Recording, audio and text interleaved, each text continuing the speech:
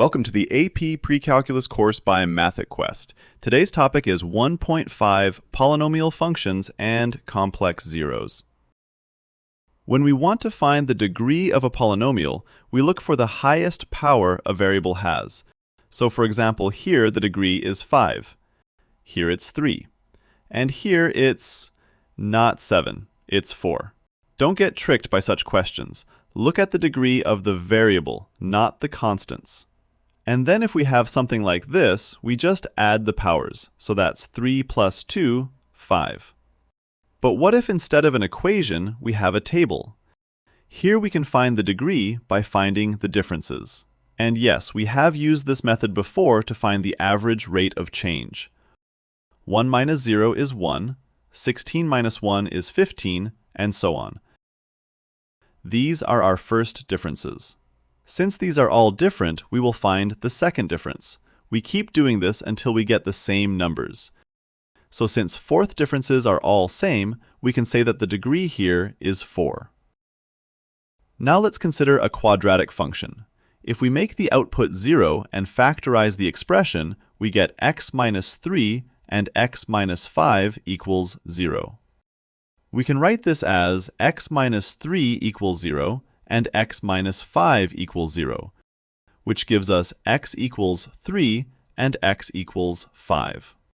And if you remember, we call them the zeros, or the roots of the function. What that means is, if we plug these values back in our expression, we will get the output as 0. If we plot this function, these zeros, or roots, appear on the graph of the function as the x-intercepts. Now, did you notice that we considered a quadratic equation? That means when the degree is 2, the number of zeros that we got is also 2. This is what we call the fundamental theorem of algebra, which says that the number of complex roots of any polynomial is equal to the degree of the polynomial. Complex roots include both the real and imaginary roots. One thing to remember here is that the imaginary roots always occur in pair. So for example, if one of the roots is 3 plus 2i, then there exists another root, 3 minus 2i. These are called the complex conjugate pairs. Well, let's check this concept using some functions and their graphs. For a function y equals x squared plus 7x minus 18, we get a graph like this. You can see that we used a quadratic function and got two zeros at x equals -9 and x equals 2. For the next quadratic function, the graph doesn't touch the x-axis at all. That means both its roots must be imaginary. Y equals x squared minus 8x plus 16, the graph touches the x-axis at just one point, x equals 4. So that means we have one real root. But since the equation is quadratic, we need a total of 2 roots. So does that mean the other root is imaginary? Remember that if we consider imaginary roots, then they always come in pair. So in that case, the total number of roots will be 3, which is not possible as the degree here is 2. Then where's the other root? Well, in this case, we have a repeated root. So even though the graph touches the x-axis at only one point, the root is counted twice, giving the required total of 2 roots. You can check this by factoring the equation. We get x minus 4 and x minus 4.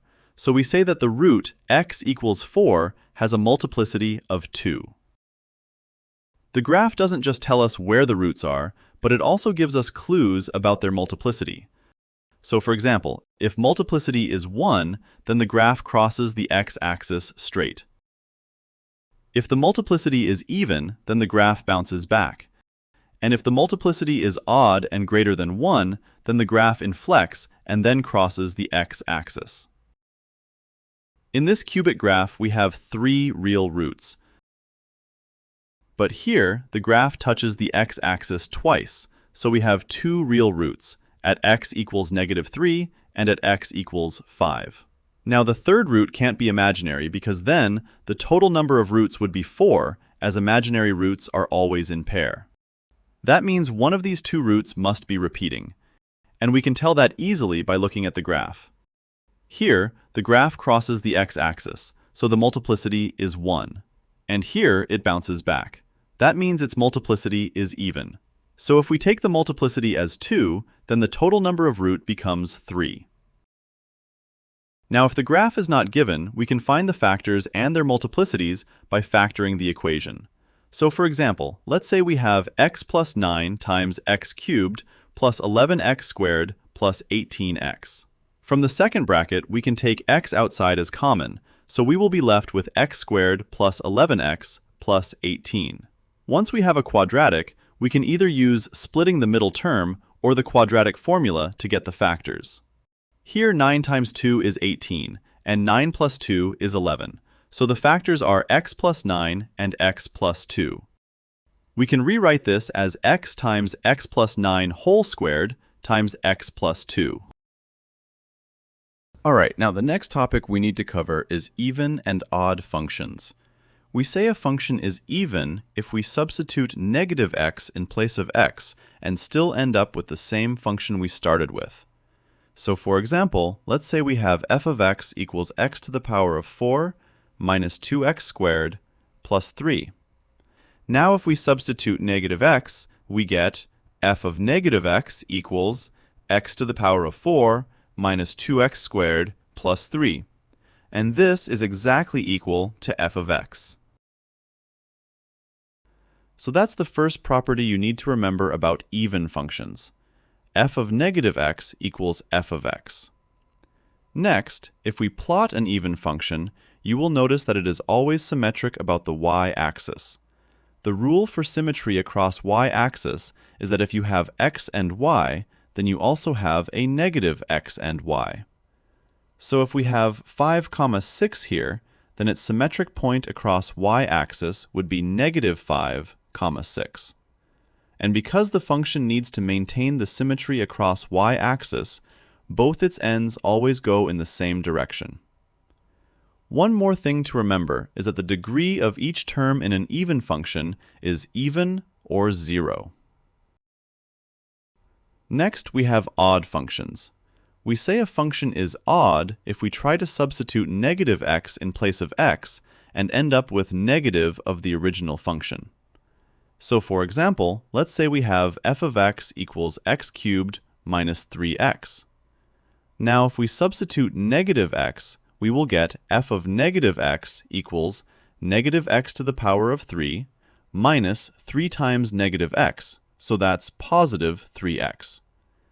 Notice how all the signs have flipped. The positive terms are now negative, and the negative terms are positive. If we take the negative sign outside, we will end up with x cubed minus 3x, which is the original function. So that's the first property of odd functions. F of negative x equals negative f of x. The graph of an odd function is symmetric about the origin. That means if we rotate the graph 180 degrees about the origin, it maps exactly onto itself and looks unchanged. The rule for symmetry across origin is that if we have x, y, then we also have negative x, negative y. So if we have 5, 6 here, then we also have negative 5, negative 6. This type of symmetry causes the ends of the graph to face in opposite directions.